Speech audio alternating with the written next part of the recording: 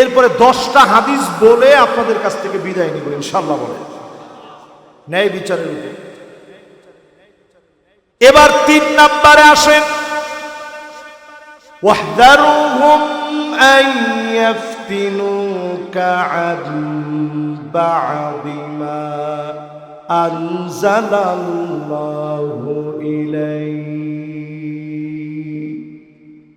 নবী সতর্ক থাকা লাগবে, কাফেররা যেন কিছু ঢুকায় দিতে না পারে। আল্লাহ বুঝায় দিলেন মুসলমানদেরকে সতর্ক থাকা লাগবে।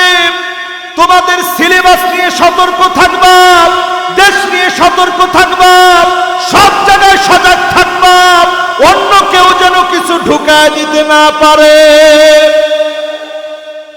ঠিক কিনা বলেন? এই কথা কার?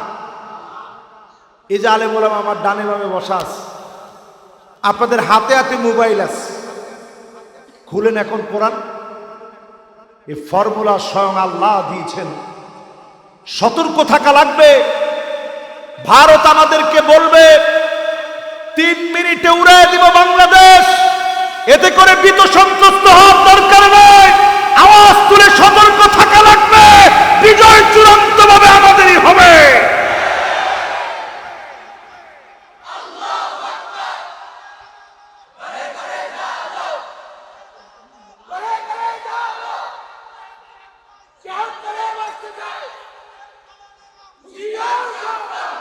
সময় আসতেছে।